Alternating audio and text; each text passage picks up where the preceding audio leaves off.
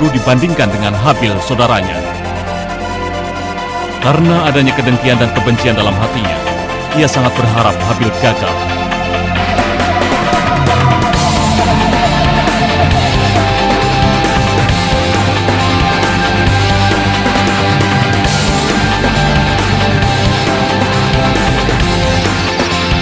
Akhirnya kau kembali juga. Ayah begitu mengkhawatirkanmu. Kupikir ini perburuan pertama dan terakhirku.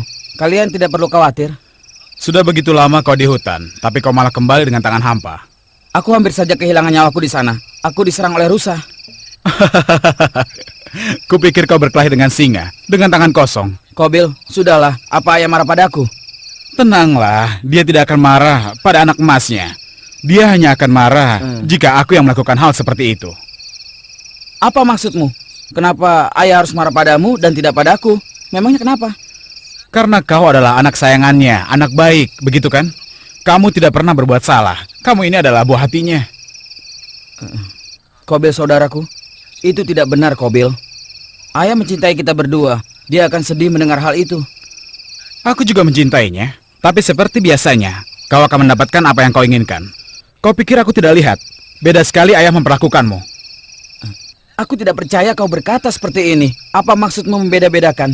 Dia memperlakukan kita benar-benar sama. 2 hari yang lalu, aku memohon untuk berburu, tapi tidak diizinkan.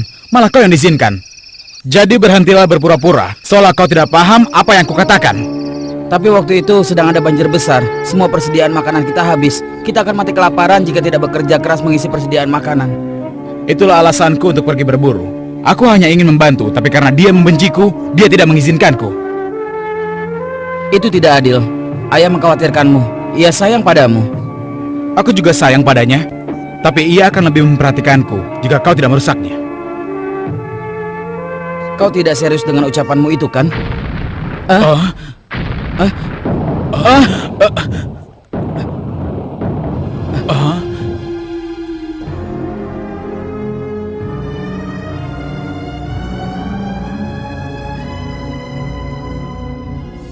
Sebaiknya kita segera pergi sebelum ayah mengkhawatirkan kita berdua.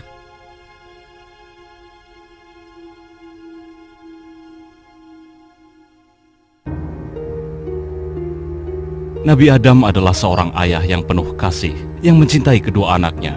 Tetapi ia tahu bahwa dalam hati Qabil berkobar rasa iri yang dipicu oleh bisikan setan yang membuatnya menjadi jahat. Adam mencoba melunakkan hatinya dengan memberinya pekerjaan menanam gandum.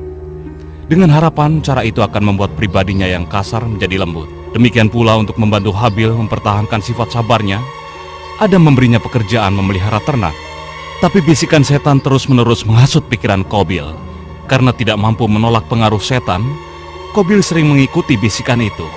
Tapi tidak ada yang mengira bahwa setan akan menyesatkannya begitu jauh. Qabil, sekeras apapun usaha untuk menjadi anak baik, tetap saja yang akan lebih mencintai Habil daripada dirimu. Kau harus melupakannya sebagai saudaramu, atau seluruh keluargamu akan memusuhimu.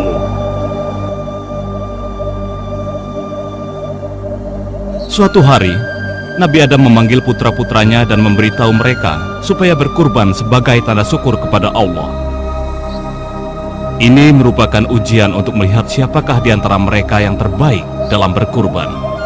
Kedua putranya harus meninggalkan sebagian hasil kerja keras mereka di atas bukit yang telah ditentukan. Tanpa ragu, Habil pun memilih domba terbaiknya. Dengan senang hati kuberikan semua yang kupunya kepada Allah, karena ialah yang mengkaruniakan semua yang aku punya. Sayangnya, Qabil tidak mempunyai cara berpikir yang sama. Kenapa aku harus memberikan tanaman terbaikku? Padahal, aku telah bersusah payah menanamnya. Tapi, kalau aku tidak memberikan apa-apa, ayah akan menyebutku zalim. Aku pikir, kalau aku meletakkan buah-buahan busuk, pasti tidak akan ada yang tahu. Dan ayah pasti tidak akan meremehkanku lagi. Ternyata akalku ini cerdik juga ya. Qabil pun sampai ke bukit tempat meletakkan kurban. Saat itu suara hatinya mengatakan bahwa apa yang dilakukannya itu salah. Dan ia hampir saja mengurungkan maksud buruknya. Qabil tidak tahu bahwa Allah melihat segala tindakannya dan mengetahui niat jahat dalam hatinya. Akhirnya ia pun melanjutkan meletakkan buah-buahan busuk tersebut.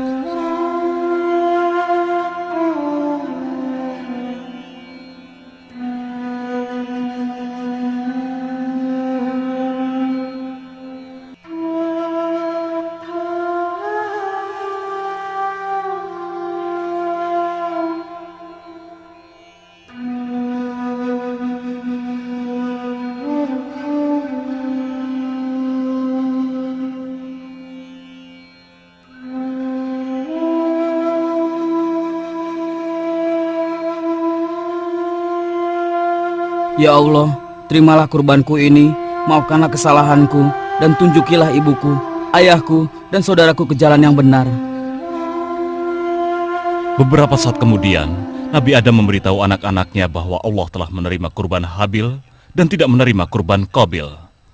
Akibatnya Qabil merasa bahwa ia telah diperlakukan tidak adil. Nabi Adam menjelaskan padanya bahwa tindakannya selalu dilihat oleh Allah yang maha melihat dan maha mendengar setiap gerakan yang kita lakukan. Tidak ada yang bisa kita rahasiakan darinya.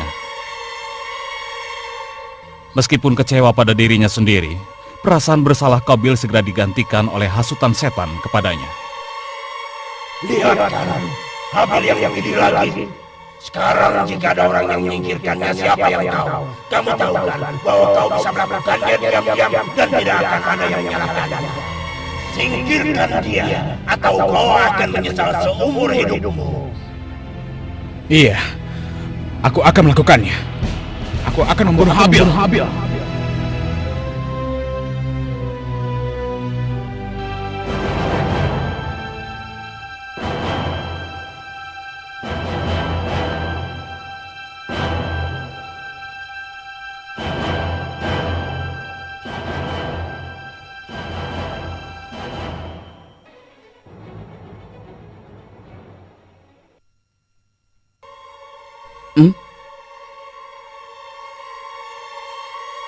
Kenapa kau diam saja? Atau kau masih kesal dengan apa yang telah terjadi? Katakan. Sekarang aku akan membunuhmu. Ah? Membunuhku? Qabil, itu tidak lucu. Jangan bercanda. Lalu kenapa kau membawa batu di tanganmu? Katakan. Seharusnya dari dulu kau sudah kusingkirkan. Apa yang kau ucapkan? Kita ini putra Nabi yang agung. Kita bersaudara. Saudaraku, apa kau sudah lupa hal itu? Kalau kita besar bersama-sama, lalu kenapa kau tega ingin membunuhku? Saudara, kau bukan saudaraku. Kau adalah musuh terbesarku. Aku sudah muak karena kau memperlakukanku seperti orang bodoh. Aku tidak mengerti. Yang bisa aku lakukan hanyalah menjadi saudara terbaik. Meskipun kau melayangkan tanganmu untuk membunuhku, aku tidak akan pernah melakukan hal yang sama padamu.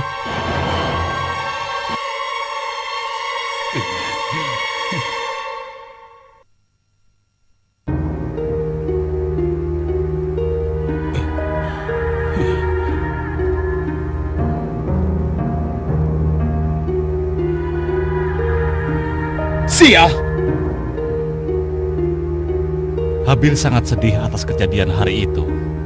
Dia baru menyadari betapa dengki saudaranya kepadanya. Jika ia merasa sedih atau sedang bimbang, ia suka mendaki bukit di mana ia bisa menyendiri untuk memikirkan dan menemukan kedamaian. Tapi tidak hari ini. Ketenangan dan kedamaian yang akan menghiburnya tak ditemukannya dimanapun. Hati dan pikirannya dilanda gundah. Dengan putus asa ia ingin bercerita kepada ayahnya tentang apa yang terjadi. Tapi ia tidak ingin ayahnya menjadi khawatir. Tidak, ini adalah masalah yang harus dipecahkannya sendiri. Ia berharap setelah beberapa hari Qabil akan tenang untuk kemudian dapat bersama-sama Qabil membasmi pikiran jahat yang melandanya.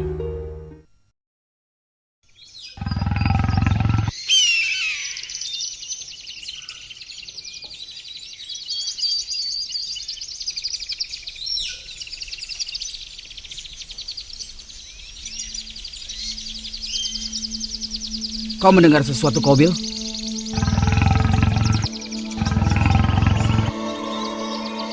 Aku yakin itu singa atau harimau pemangsa manusia. Sebaiknya kita pergi dari sini.